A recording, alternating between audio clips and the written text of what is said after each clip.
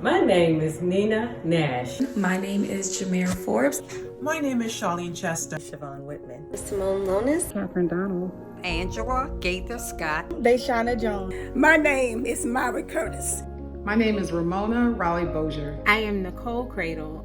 I'm Kara Turner. Jocelyn Turner Musa. My name is Nina Luck Foster. Jacqueline Demps. It's Jaden Dawson. I am Dr. Ida E. Jones. Jordan Dawson. Tiffany Bethan Fume. Sina Coulter, and I am the Director for the Center for Career Development. My name is Licia Crumpton Young. I'm Provost and Senior Vice President for Academic Affairs. And I'm the Assistant Vice President for Student Success and Retention. And I am the Senior Class President for the 2020-2021 academic school year. I am the Associate Director of Undergraduate Admission and Recruitment. I'm the Assistant Dean for Student Services in the College of Liberal Arts. I am the Director for Bare Essentials, One-Stop Student Services Center. I am the Acting Work Control Manager. I'm the Chairperson in the Department of Psychology. I am the Retention Coordinator from the Office of Student Success and Retention for the Clarence M. Mitchell Jr. School of Engineering. I am the Junior Class President. I am a library technician here at Oregon State. I'm the Director of the Counseling Center. I'm Vice President for Enrollment Management and Student Success. Retention Specialist in the Office of Student Success and Retention. I am the Vice President for the Always Divine Alpha Delta chapter of Alpha Kappa Alpha Sorority Incorporated. Director of the Counseling Center. Head women's volleyball coach. And I am celebrating Women's History Month in the month of March, only at the National Treasure at Morgan State University.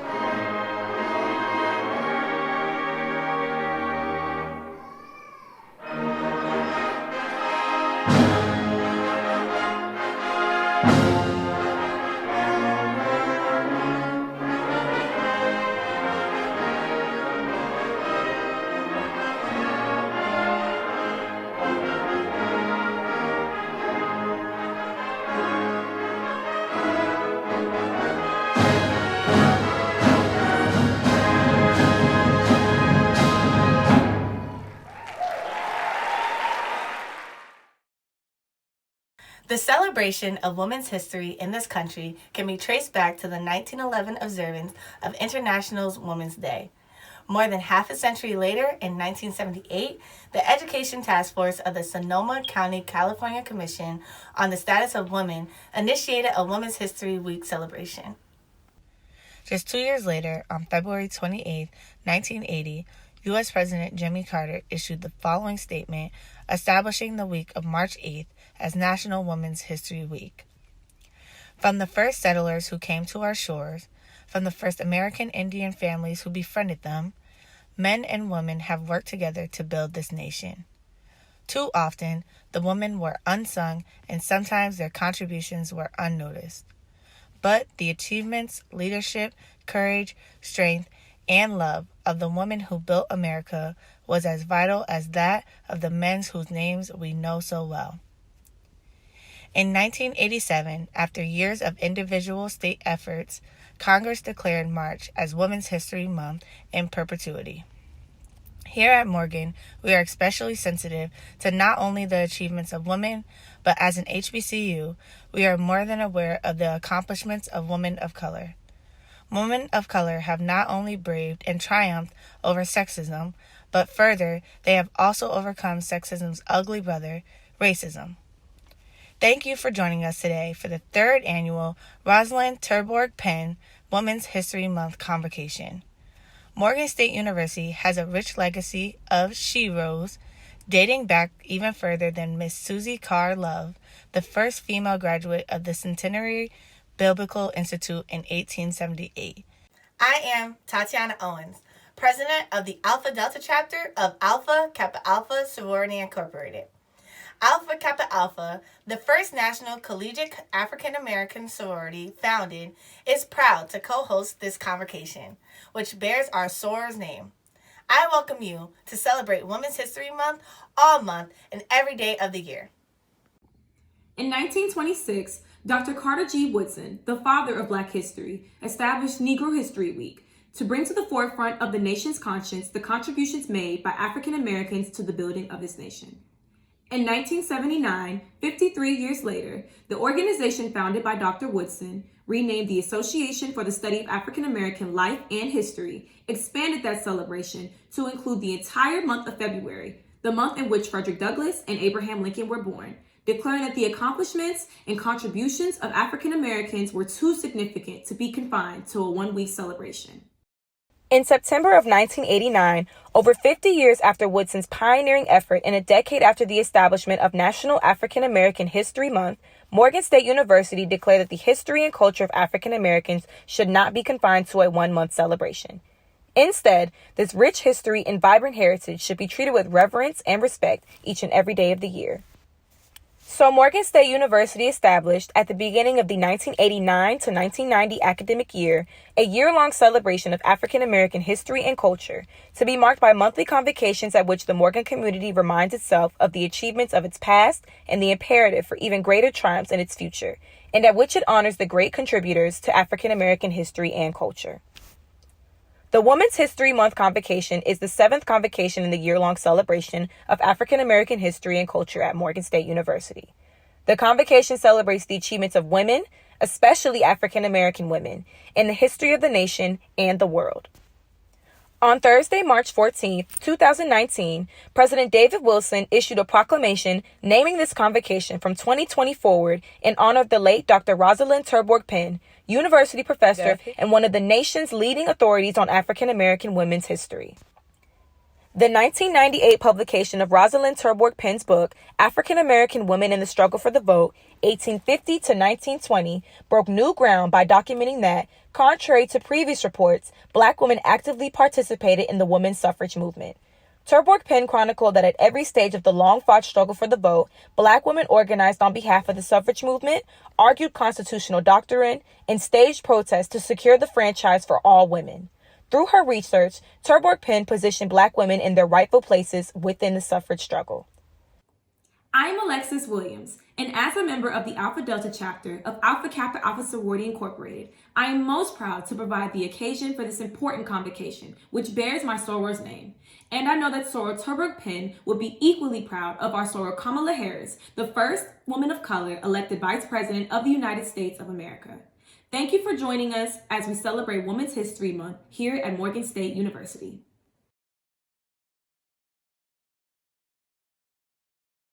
Yogananda Pittman hails from Cambridge, Maryland. She is the acting chief of the United States Capitol Police, and she graduated from Morgan State University with a Bachelor of Science degree in psychology in 1999. She went on to earn her master's degree in public administration from Marist College in Poughkeepsie, New York in May of 2019. Acting Chief Pittman joined the United States Capitol Police, entered the Federal Law Enforcement Training Center Academy, and graduated in 2001. Her first assignment was in the Senate Division, where she provided security and protective details for the United States Senate and visiting dignitaries. In 2006, she was promoted to the rank of sergeant and was assigned to the department's communication division. By 2010, she was promoted to lieutenant and was assigned to the House Division, where she supervised 142 officers, 10 supervisors, and several civilian employees. But she did not stop there. In 2012, Acting Chief Pittman was one of the first African American female supervisors to attain the rank of captain.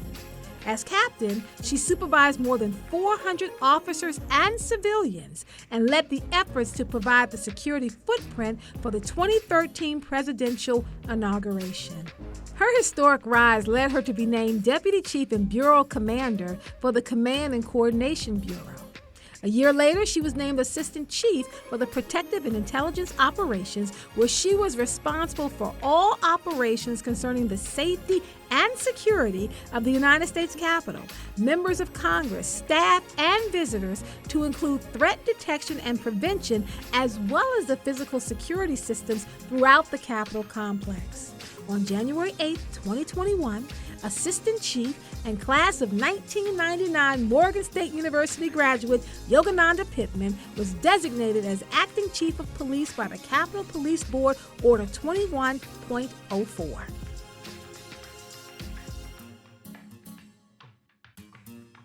Chief Pittman, it's an honor to be with you today.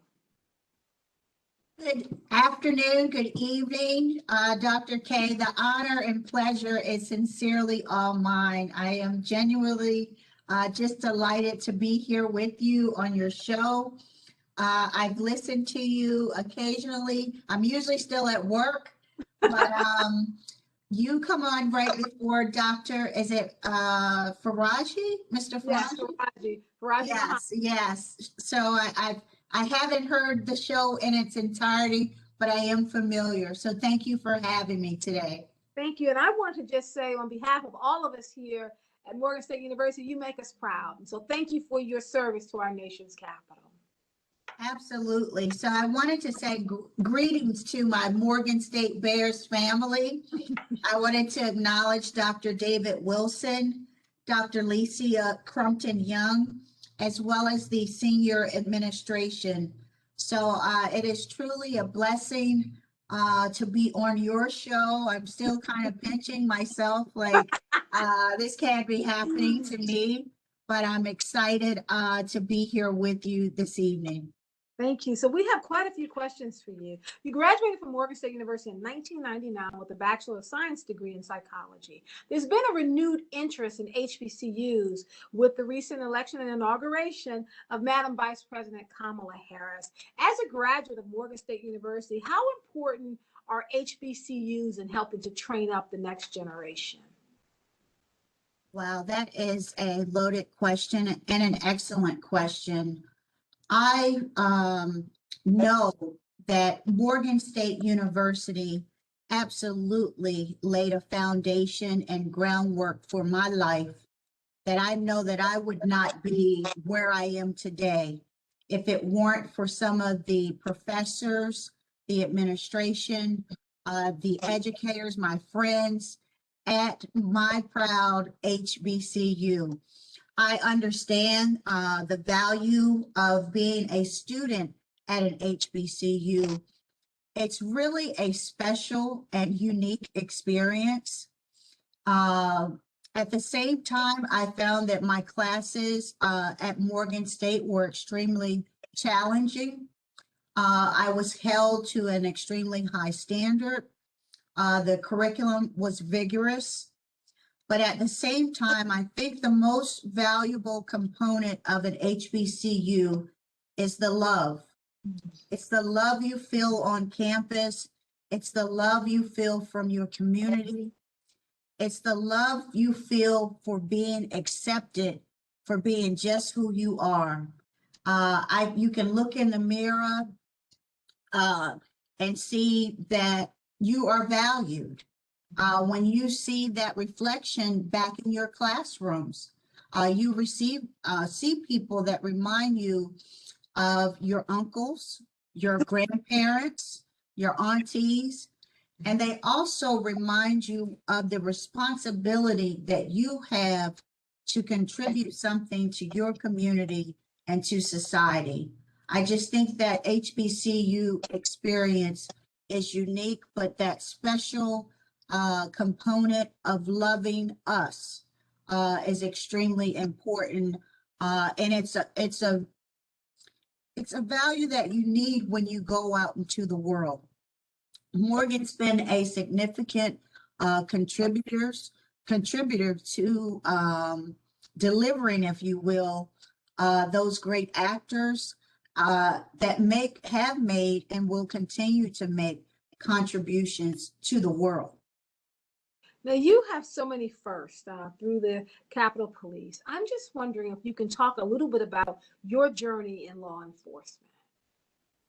Absolutely. So I tell folks all the time that I didn't necessarily grow up wanting to be a police officer. That wasn't necessarily my first love, but I am the granddaughter of civil rights activists. My mom was a big community service participant, a civil rights activist. So I learned the value of public service at an extremely young age. And listening to my parents and grandparents, as well as those in my church family, I grew up in the AME church. It was not only stress, but it was expected that you were to do your part to deliver or participate, if you will, in your community and to be a productive participant in that community. So while I was at Morgan, there was, of course, Morgan is always hosting job fairs and events for students that are graduating. So there were several law enforcement agencies, if you will, that were on campus. I have an older brother that retired just recently from the FBI. And at that time, he was going into the FBI Academy. So that did spark my interest. I went around, Morgan has tables set up. And I inquired about the Capitol Police. And once I applied for the position and was accepted, the rest pretty much has been history. A few months later, I found myself down in Flexi, Georgia, in a training academy. So it's been quite a rise for you in terms of your work. What type of sacrifices have you made to get to this point in your career? Oh my goodness. Sacrifice. It's a component of success. Success means, what am I willing to give up today so I can be in a different space tomorrow? It's little steps that you take throughout your life and your career to say, I'm going to sacrifice this now so that not only that I can have a better future, but so that my children's children can see something bigger than even myself. So as a wife and a mother, I have two sons that I'm extremely proud of, Satchel and Seth. It's been a challenge. My husband oftentimes had to pick up the load, if you will. My children are still very active in sports. My son is on a scholarship, Division I football player, so traveling to and from football practice, basketball practice, things of that nature. Also studying, participating in the various programs, not only at the job, but also off campus. So since I've left Morgan, I've also participated in a master's program. And right now I'm currently in the last year of my PhD program. So with that said, to make the steps within the career path, promotional processes, etc., and to have the academic component, and then being a wife and mother, it does come with a significant amount of sacrifice. But I must say that I have a phenomenal support system. Everything that I am, I'm standing on the shoulders of those who have come before me, and I cannot do this alone. So understanding that and appreciating those support systems makes this all possible. Now, we often talk about, kind of the double burden that we have as Black women, that we are Yes. Black and we are women. And so showing up in the field that you work, did you have any obstacles that kind of set right there at this nexus between who you are as a woman and who you are as a Black person in that space? Yes, I believe that it has its challenges. As we all know, law enforcement is a field that is dominated predominantly by men, and even to go a step further, predominantly by white men. So to be in federal law enforcement, it has its challenges. I know what it feels like to be judged, if you will, because of the color of my skin. I know what it feels like to face challenges because I'm a woman.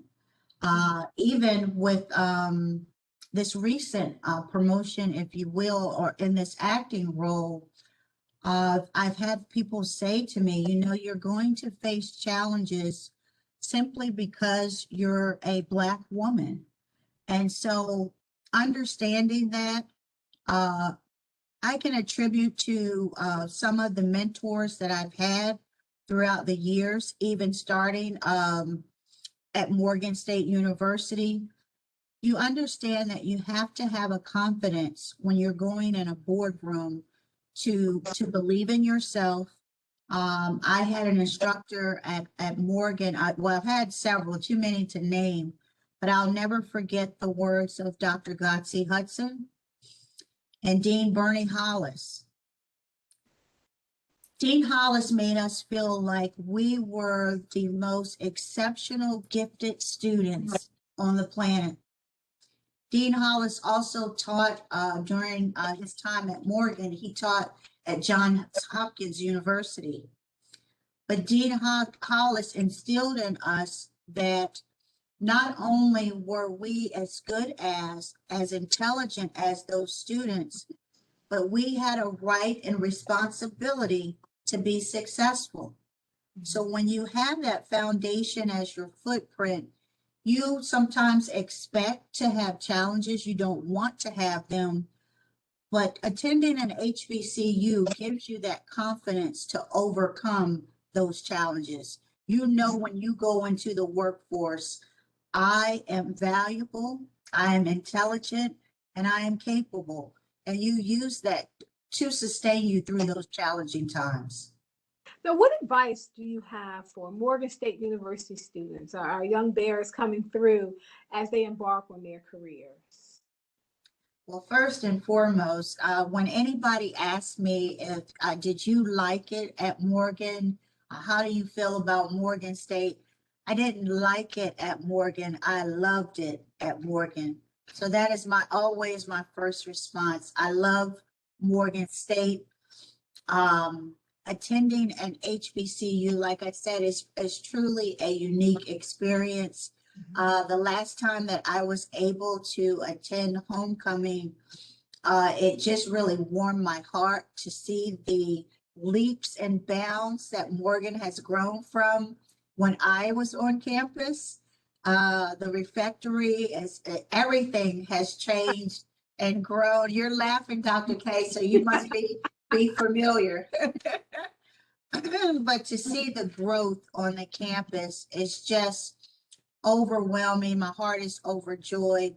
The students that attend Morgan State have such an incredible opportunity, such a unique experience. And I think that they should know that they are going to be given the tools to go out into society and be successful. I believe that I am a true testimony of that.